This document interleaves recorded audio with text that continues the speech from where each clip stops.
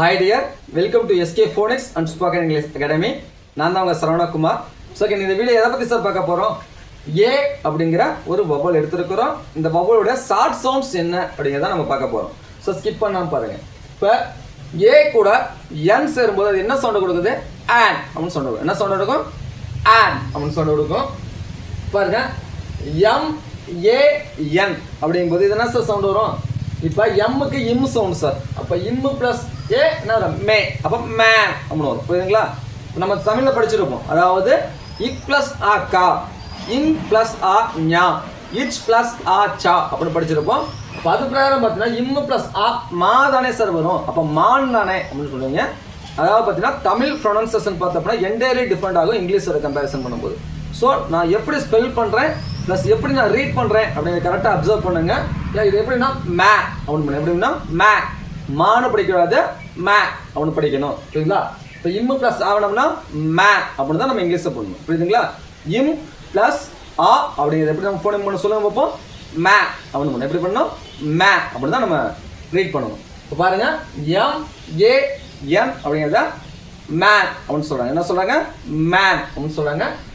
F AN, எஃப்க்கு என்ன sound? If.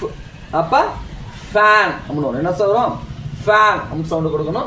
அடுத்து can, சிக்கு என்ன சவுண்டு? இக். அப்போ இது எப்படி பண்ணணும்? சிஏஎன் அப்படிங்கிறது எப்படி ரீட் பண்ணணும்? கேன் அப்படின்னு பண்ணணும். எப்படி சார் பண்ணணும்? கேன் அப்படின்னு பண்ணணும். பிஏஎன், பிக்கு என்ன சவுண்டு? பின்னா இப்பு சவுண்டு இல்லைங்களா? அப்போ பேன் அப்படின்னு படிக்கணும். எப்படி சொன்னோம்? பேன் அப்படின்னு படிக்கணும். அடுத்து விஏஎன், இது எப்படி சார் நம்ம ரீட் பண்ணணும்? விக்கு இவ்வு சவுண்டு இல்லைங்களா? அப்போ வேன் அப்படின்னு வரும். என்ன வரும்? வேன் அப்படின்னு நம்ம ரீட் பண்ணணும்.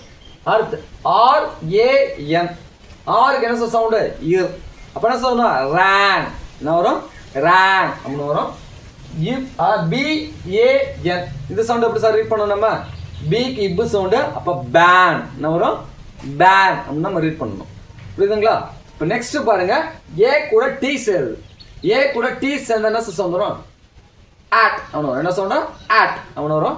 இப்போ சிஏடி, சின்னு என்ன சொன்னோம்? ஏற்கனவே பார்த்தோம்னா இக்கு சவுண்டு.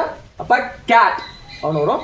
இப்போ பிஏடி, பிக்கு என்ன சவுண்டு? இப்பு. அப்போ பேட் அவனு வரும். அடுத்து ஹைச்சுக்கு என்ன சவுண்டு? இஹ். அப்போ ஹைச்ஏடி எப்படி பண்ணணும்? ஹேட் அவனு படிக்கணும். அடுத்து எம்ஏடி அப்படின்னு சொல்லிருக்கு. அப்போ எம்முக்கு என்ன சவுண்டு? இம் சவுண்டு. இப்போ இது எப்படி ரீட் பண்ணணும்? மேட் அப்படின்னு ரீட் பண்ணணும். அடுத்து ஆர்ஏடி அப்படிங்கிற இந்த வேர்டை எப்படி நம்ம ரீட் பண்ணணும்? ஆருக்கு இரு சவுண்டு.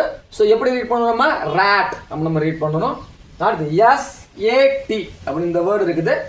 எஸ்ஸுக்கு is sound. அப்போ இது எப்படி நம்ம ரீட் பண்ணுவோம்? சாட் அப்படின்னு நம்ம ரீட் பண்ணணும். அடுத்து எஃப்ஏடி அப்படிங்கிற இந்த வேர்டு எப்படி நம்ம ரீட் பண்ண கற்றுக்கணும்? எஃப்க்கு இஃப் சவுண்டு. அப்போ ஃபேட் அவன் நம்ம ரீட் பண்ணணும். புரியுதுங்களா?